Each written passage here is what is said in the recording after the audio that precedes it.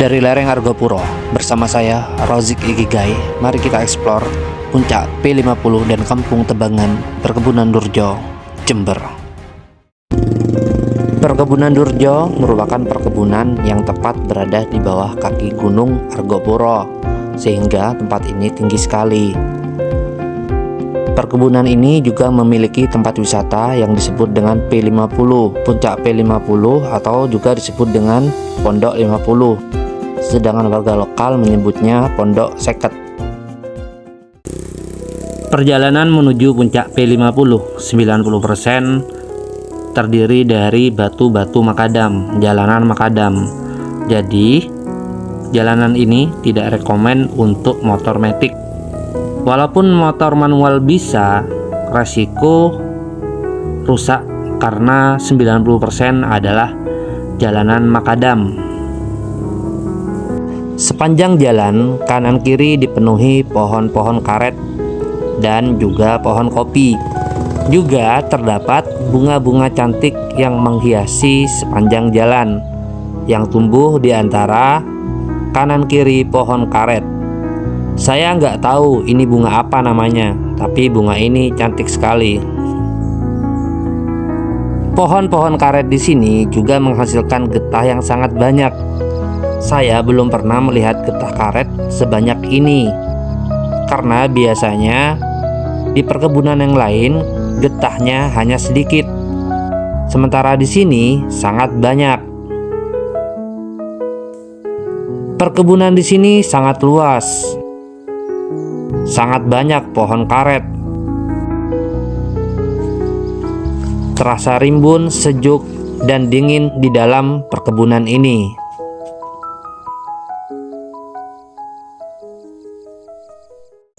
Biar gak dapet, taruh sini dulu, jadi gak usah berusaha nanjak karena jalannya licin sekali.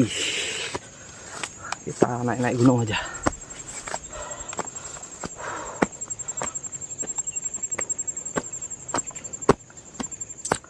Naik,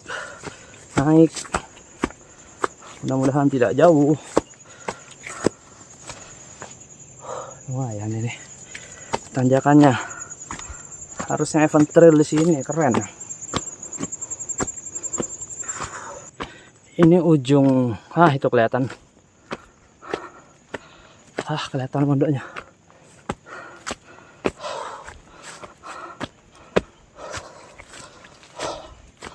Tinggal sedikit padahal ya. Gak kuat nanjak. Licin. Subhanallah, keren banget.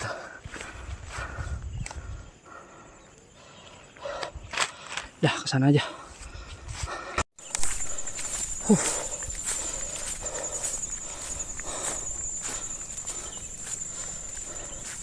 Banyak capung.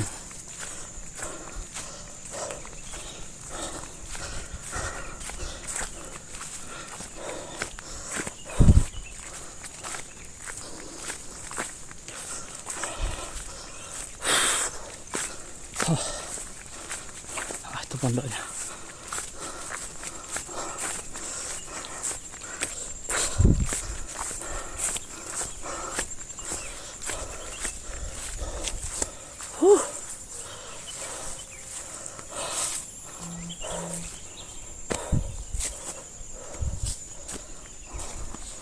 Jam 11:30 duhur.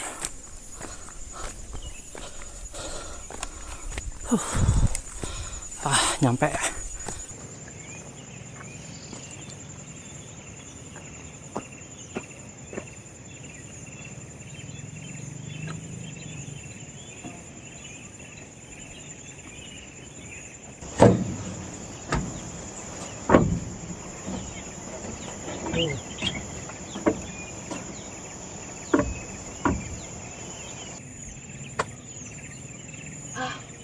Keren.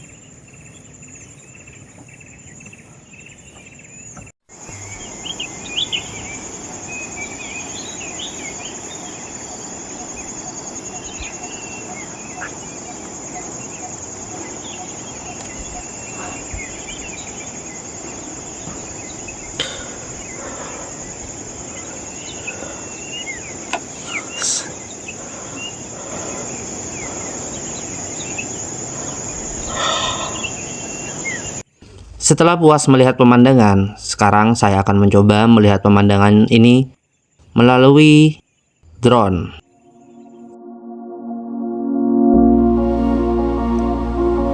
Perkebunan Durjo terletak di Desa Karangpring, Kecamatan Sukorambi, Jember.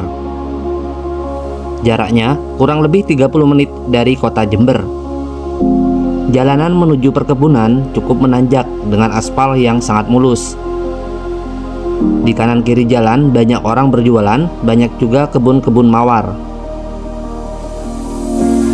Perkebunan Durjo merupakan perkebunan sisa dari Belanda. Bangunan-bangunan di sini 80% asli masih peninggalan Belanda. Hanya sedikit dilakukan renovasi. Salah satu penyebabnya karena beberapa tahun yang lalu pernah terjadi kebakaran. Walaupun perkebunan Durjo adalah sisa dari Belanda, akan tetapi perkebunan Durjo bukanlah bagian dari PTPN. Perkebunan Durjo adalah perkebunan swasta. Untuk area perkebunan 100% sangat alami. Saking alaminya tidak ada orang berjualan, tidak ada rumah, hanya pohon karet dan kopi. Di sebelah timur perkebunan sebenarnya ada perumahan untuk para pekerja, tapi entah kenapa rumah-rumah itu ditinggal. Sekarang rumah-rumah itu banyak yang rusak dan ditumbuhi pohon-pohon. Hanya tersisa musola yang masih tampak bagus. Udaranya sangat sejuk karena lokasinya tepat di bawah kaki Gunung Argopuro.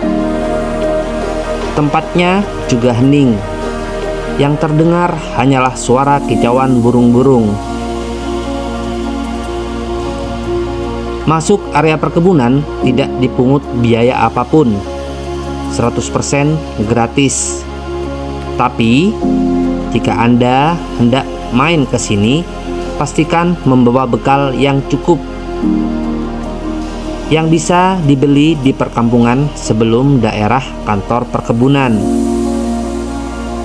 Biaya masuk gratis total, sementara pemandangan yang didapatkan, terutama di puncak P50 di sini sangatlah mahal. Pemandangan yang sangat ideal untuk para pecinta alam. Jalanan perkebunan yang sangat cocok untuk pecinta terabas ataupun pecinta goes, terutama saat musim hujan. Jalanan di sini benar-benar sangat menantang.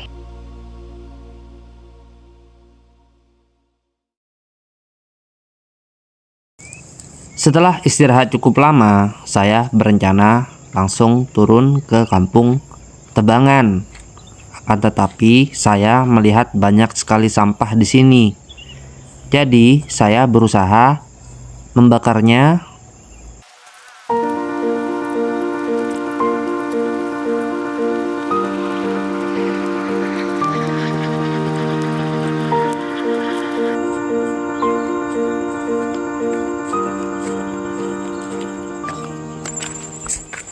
Oke, sudah main-mainnya. Kita pindah ke bawah sana ya.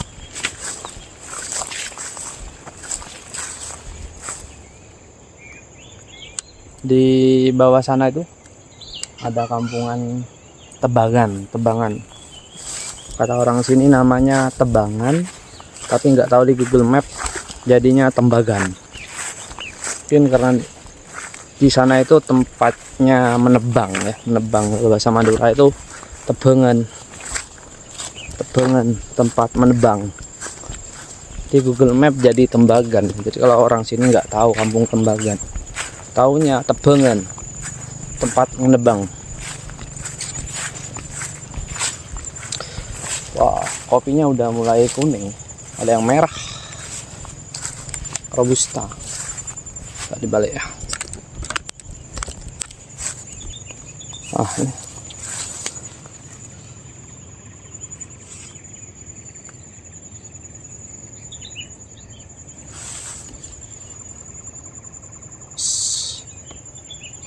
Masih penasaran sama kuning-kuning itu apa? Mirip karang di laut. Ini mau mulai panen ini. Ini sudah merah-merah.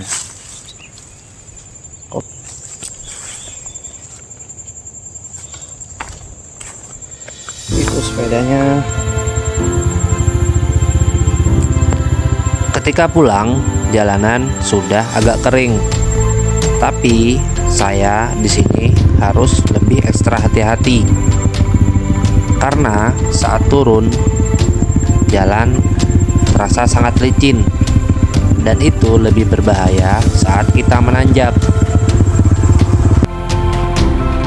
Jalanan setelah P50 menuju ke arah Kampung Tebangan lebih dominan jalan tanah.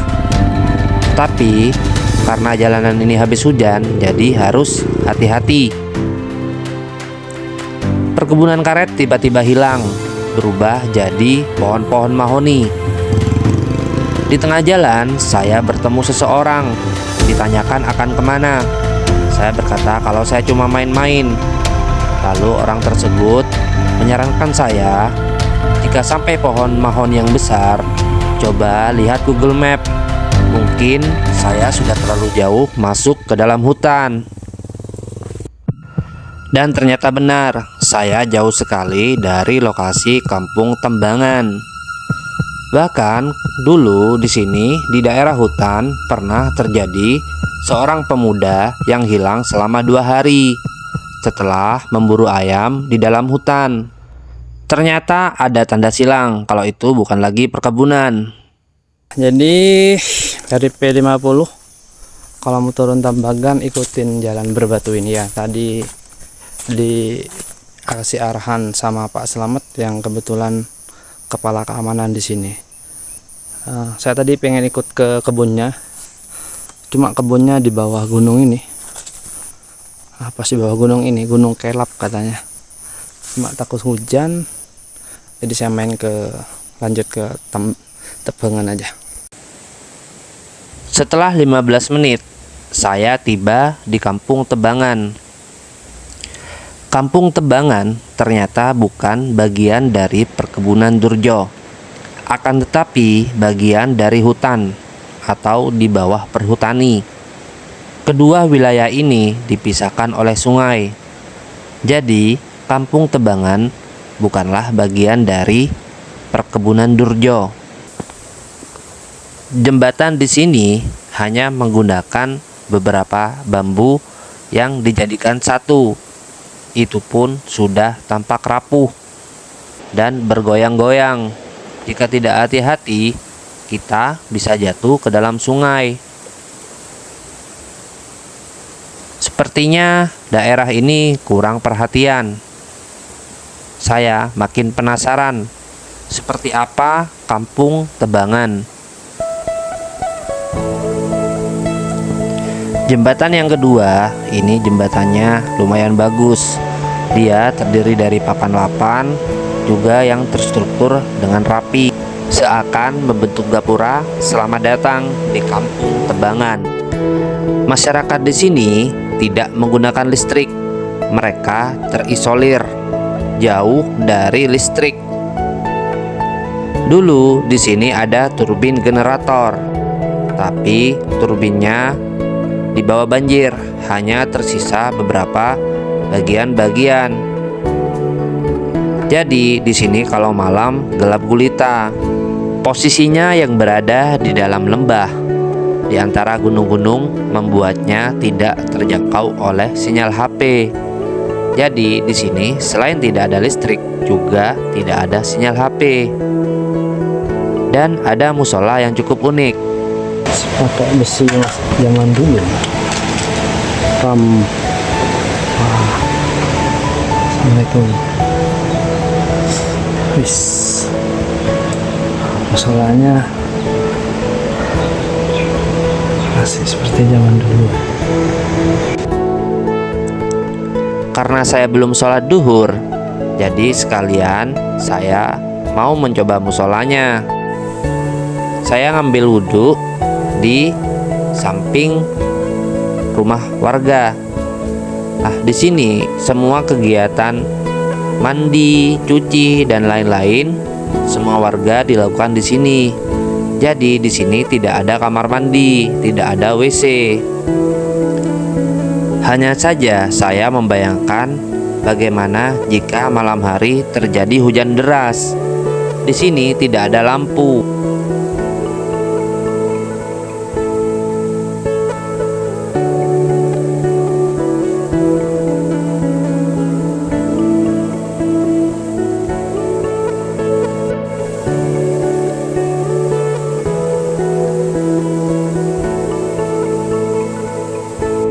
Pak Dokter, Mas Redi, ini dicari bapaknya, katanya mau kembali ke sini lagi ya.